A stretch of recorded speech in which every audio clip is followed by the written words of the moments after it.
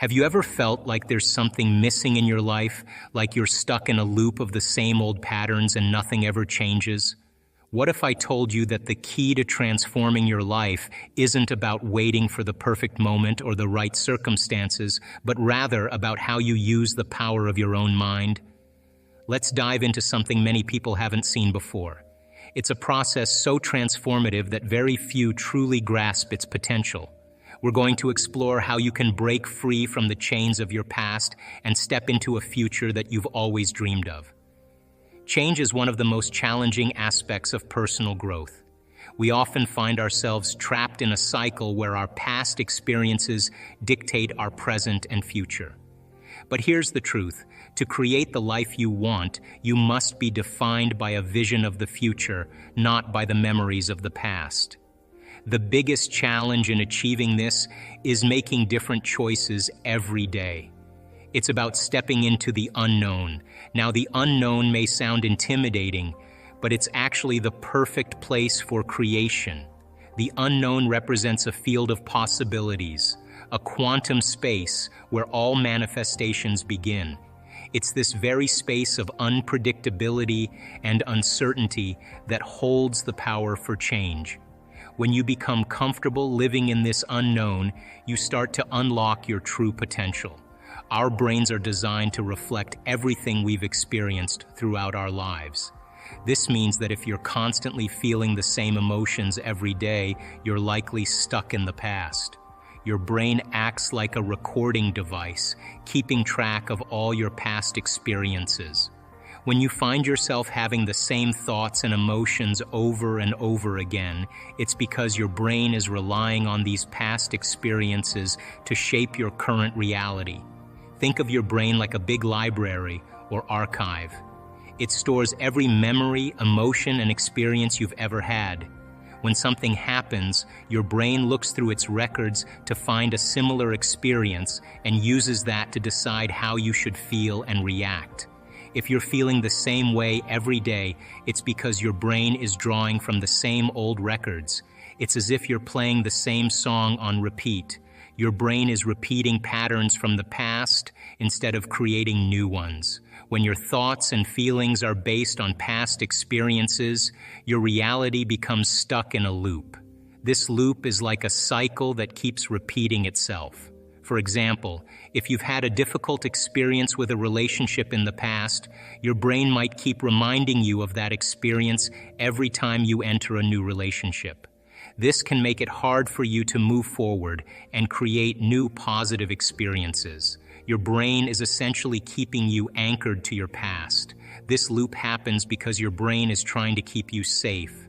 It uses past experiences to predict what might happen in the future. If something happened before, your brain assumes it will happen again. This can be helpful in some situations, like remembering not to touch a hot stove because you've been burned before. However, it can also limit you if you're constantly relying on past experiences to shape your present and future. When you're stuck in this loop, you might feel like you're not making any progress or that things never change. It's like being on a treadmill. You're moving, but you're not going anywhere. This can be frustrating and disheartening. If you want to break free from this cycle, you need to understand how your brain works and how you can change its patterns. The good news is that you have the power to change these patterns. By becoming aware of how your brain relies on past experiences, you can start to create new experiences and change the way you think and feel. This process involves breaking out of old habits and creating new ones. It's about challenging your brain to move beyond the familiar patterns and embrace new possibilities. One way to start breaking this loop is by practicing mindfulness. Mindfulness involves paying attention to the present moment without judgment. By focusing on what's happening right now, you can begin to step out of the past and experience life in a new way. This practice helps you become more aware of your thoughts and feelings and allows you to let go of old patterns that no longer serve you. Another approach is to consciously choose new thoughts and emotions. When you catch yourself repeating old patterns, make a deliberate effort to think and feel differently. For example, if you find yourself feeling anxious about a new project, try to shift your focus to excitement and possibility instead. This can help create new patterns and break the cycle of repeating old emotions. Here's where it gets exciting. Research in neuroscience shows us that we can actually rewire our brains. If we start thinking and feeling as if our desired future has already happened, our brains begin to change. It's like creating a new blueprint for our lives. Imagine this. You think about your future so vividly that your brain starts to believe it's already here. Now let's take this a step further. Can you emotionally embrace this future reality so deeply that your body starts to believe it's living in that future right now? This is where the magic happens. When you fully embrace your future reality, you're signaling to your body to prepare for this new reality. You're not waiting for external success to feel empowered or abundant. Instead, you're feeling these emotions now, as if your dreams have already come true. The process of manifestation requires two key elements: a clear intention and emotional alignment. First, you need to set a clear intention. This is where you define what you want. For example, ask yourself, what would it be like to be healthy? What would it be like to be wealthy or to have a new home? Write down the details of this vision. The more specific you are, the more your brain starts to work in new ways. Once you have a clear intention, it's time to emotionally align with it. As you start to feel what it would be like to live this future, your body begins to get a chemical and emotional sample of it. This means you're not just imagining your future, you're experiencing it emotionally in the present moment. To make this process effective, you need to become conscious of your unconscious thoughts and behaviors. Notice the automatic habits and emotions that keep you tied to the past.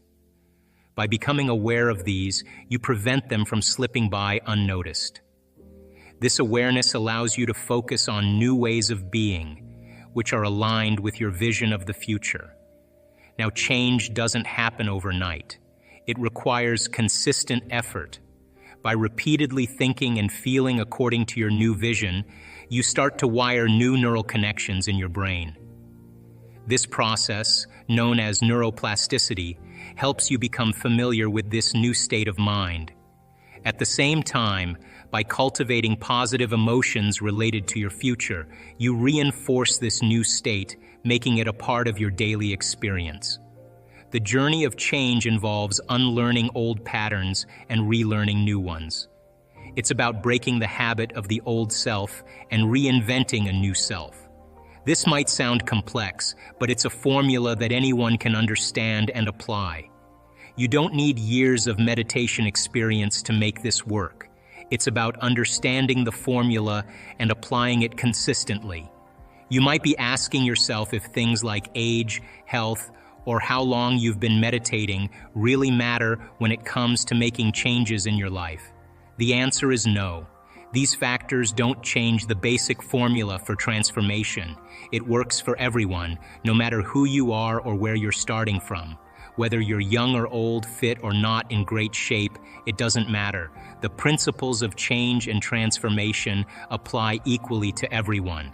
This is because the process is not about where you start. It's about what you believe and how you apply those beliefs to your life. First, let's talk about age. It doesn't matter if you're just starting out in life or if you're nearing retirement. The formula for change works at any age. Sometimes people think that getting older means they've missed their chance to make big changes or pursue new dreams. But that's not true. The ability to transform your life is not limited by how many years you've lived. Instead, it's about your willingness to embrace new possibilities and to believe that change is possible no matter your age. Next, consider your health. Whether you're in great shape or struggling with health issues, it doesn't affect your ability to apply the principles of transformation. Health might make some things more challenging, but it doesn't prevent you from starting the process. The key is to believe that you can make changes and that these changes will have a positive impact on your life. When you focus on what you can do rather than what you can't, You open yourself up to new possibilities. And then there's meditation experience. Some people may have been meditating for years, while others might be just beginning.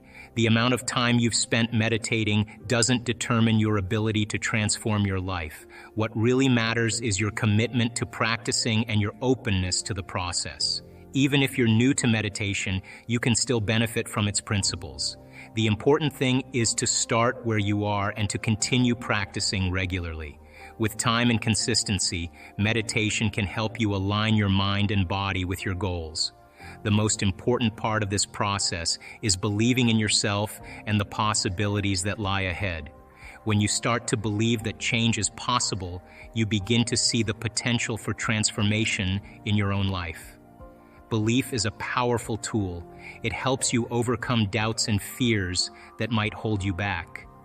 When you believe in yourself, you're more likely to take action and to keep going even when things get tough.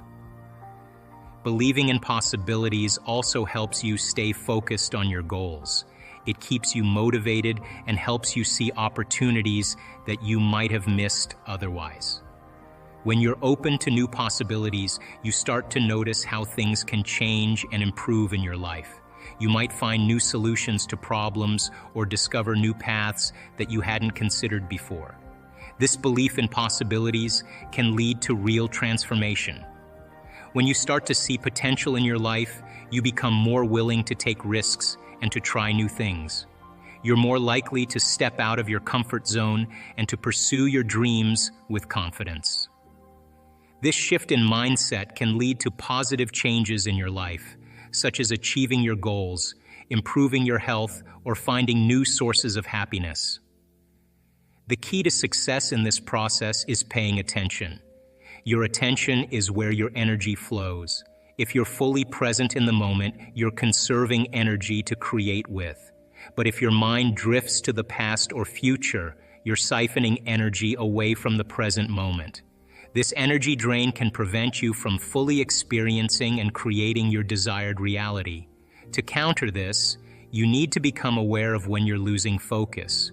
If you find yourself thinking about past events or future worries, gently bring your attention back to the present. Each time you do this, you're reinforcing your control over your mind and body. It's a victory in the process of change. When you focus on the present moment, you're doing more than just paying attention to what's happening right now. You're actually teaching your body to follow new rules. Think of it like training a dog. Just as a dog learns new tricks and behaviors through practice, your body learns to respond differently when you stay focused on the present. By keeping your attention on the present, you're telling your body that you're in control. You're not letting old habits and emotions dictate how you feel or how you act. This is a significant change because our habits and emotions from the past can be very strong and automatic. They might make us react in ways we don't want to or keep us stuck in old patterns. But when you focus on the present, you're breaking free from these old patterns and showing your body that you're the one in charge. This shift is powerful. It's like flipping a switch in your mind and body. As you practice staying present, your body begins to accept this new way of being. It starts to let go of old habits and emotions that used to control it. This process is called surrendering to the new mind you're creating. It means your body is starting to align with the new thoughts and feelings you're developing. When your body surrenders to this new way of thinking, it frees up a lot of energy. Think of it like cleaning out a cluttered room. When you remove the old junk, there's more space and energy available to do new things. Similarly, when your body lets go of old habits and emotions, it has more energy available for new experiences and growth. This release of energy is very important. It allows you to move from a state of matter, where you're stuck in old patterns and physical limitations, to a state of pure potential. In other words, you're moving from being limited by past experiences and habits to a place where you can create new possibilities for yourself. In the state of pure potential, anything is possible. You're not limited by your past or by old ways of thinking and feeling. Instead, you're open to new opportunities and experiences.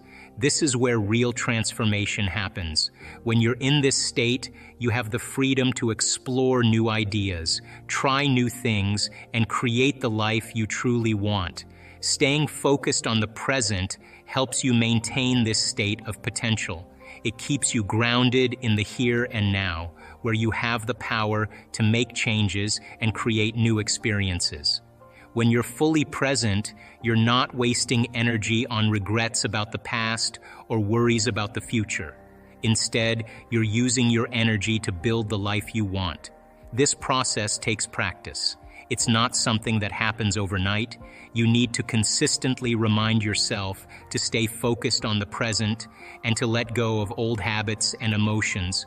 But with time and effort, you'll start to notice significant changes. Your body will become more aligned with your new way of thinking, and you'll feel a greater sense of freedom and potential. As you condition your body to this new mind, you'll find that it becomes easier to stay present and focused. You start to experience a sense of freedom and creativity that wasn't there before. This shift in consciousness allows you to heal from past anxieties and depressions, as you're no longer bound by old patterns. Space and time are interconnected in this process. As you move through space, you experience time. When you shift your awareness from one point to another, you change your experience of time. This means that as you align yourself with your future vision, you're essentially moving through space and time in a way that aligns with your desired outcomes. The process of transformation is about using your mind and body to create a new reality. By stepping into the unknown with a clear intention and emotional alignment, you unlock the potential to manifest your dreams. It's not about waiting for the perfect moment, but about embracing the present and reshaping your future. This process is available to everyone, regardless of their past or current state. It's a formula that works if you understand it and apply it with consistency and belief. Galaxies and causing flowers to bloom. It's both personal and universal. It's within you, and it's all around you, and you can't see it, and you can't smell it, and you can't taste it, and you can't feel it. But it is the giver of life, and it is a consciousness, and consciousness is awareness, and awareness is paying attention, and it is the observer observing you into life. And you know, when I tell our advanced students, either you're going to be defined by a vision of the future or the memories of the past. And then people say, why are you so bitter? Why are you so frustrated? Why are you suffering so much? And your brain, in that emotion, you're in the emotion, which means you're in the chemical residue of the past, is going to call up the event because you're emotionally connected to it. And you're going to say, I'm this way because of that past experience. So then imagine what I do with people. We have people that have been abused. We have people that have been traumatized, that have been assaulted. We have people that have had very, very difficult pasts. And have you ever heard me say to revisit the event? Have you ever heard me say that? Never do we need to revisit the event, because once you do, you open the box. But what we want to do is overcome the emotion, because that's just what's lasting from the event. So you sit a person down, and the moment you sit them down, what do you think the body is going to do? It's going to look for something to recreate that emotion, because that's the person's identity. Are you with me still? So if I inspire the person to sit there, and they're sitting there, and all of a sudden they're noticing that they're hot and they're irritated and their stomach is twisting, and all of a sudden it's a group of sensations, a group of feelings that they have called all along frustration. But the different sensations, the moment you name it, it becomes an emotion. But what it is just bodily sensations. It's energy that's stuck in the body. So the body is looking to go back to the past. It's believing it's in the past. Are you with me still? So if the person becomes aware that their body is doing that, and like training an animal, allow the body to feel that emotion and then settle it down into the present moment. When you settle it down into the present moment, the body starts to trust the present moment and move out of the past. And there's a release of energy. Then the body goes, wait a second, What's going to happen in the next moment? And it starts doing that, and it starts to try anticipate the future. And you settle the body back down into the present moment. And every time you do that, you're telling the body it's no longer the mind, that you're the mind and your will is getting greater than the program. And all of a sudden, you start to lower the volume to that emotion. And when you begin to break the addiction to that emotion, the side effect of breaking that addiction is called joy. It's called freedom. All of a sudden, the body's saying, I don't want to be tormented anymore. Now, does that mean you shouldn't grieve over things that you lose? Grieving is a biological process. It's neural pruning. It's a death of circuitry. It's a death of emotions. It's the absence of void of something in your life. And that's important. In grief, sooner or later, you've got to come to a greater understanding about death, a greater understanding about loss, a greater understanding so that you can adapt to those conditions. Every time I sit with someone and they start complaining about their life, and I let them go for a few minutes, and then I go, oh, you know what I say to them? You only complain about your life when it's not working. And the emotion that you're feeling right now is keeping you connected to the past. You never do this when your life is working. And so I don't have a problem with moving through the stages of emotions. But I also know that what a person really wants more than anything else is to be free. People want to be free. And I have witnessed transformation. It was so alive in their mind that they began to live as if that future reality was happening in the present moment. So here's my question. Can you believe in a future that you can't see or experience with your senses yet, but you've thought about enough times in your mind that your brain is literally changed to look like the event has already occurred? The latest research in neuroscience says you can change your brain from living in the past to living in the future. And can you fall in love with that vision to such a degree that you come out of your resting state and change guilt or suffering into inspiration and joy and gratitude? To such a degree that your body, as the unconscious mind, does not know the difference between that external event and what you're creating internally, so that your body believes it's living in that future, in the present moment, and you begin to signal new genes in new ways to change your body to look like the event has already occurred. The latest research in epigenetics says you can change your body by thought alone. Now reason this with me. If there's physical evidence in your brain and body to look like the event has already occurred, your brain and body are no longer living in the past, they're living in the future, and you will walk right into your vision, something new you wanted to experience. And the moment you started thinking about this experience, the moment you started contemplating this potential reality, you turned on a part of your brain called the frontal lobe, the crowning achievement of the human being. It's 40% of your entire brain. It is the creative center, and it has connections to all other parts of the brain. And the moment you said, what would it be like to be a leader? What would it be like to be successful? What would it be like to have this vision come true? The moment you asked that open-ended question, you turned on this part of the brain because the rest of the brain is just a bunch of automatic programs. And now the frontal lobe, the creative center, wakes up and it has connections to the entire brain. It's the CEO, it's the boss, it's the symphony leader of the brain. And the moment you get creative, the frontal lobe begins to select different networks of neurons that are stored in your brain from things you've learned or experienced. And as you begin to think a what-if question, it begins to select these different networks and begins to seamlessly piece them together and making your brain fire in new sequences and in new patterns and new combinations. And whenever you make your brain work differently, you're changing your mind, because mind is the brain in action. Mind is the brain at work. And the moment those neurons fire in tandem, you get a picture in your mind, a hologram, a vision.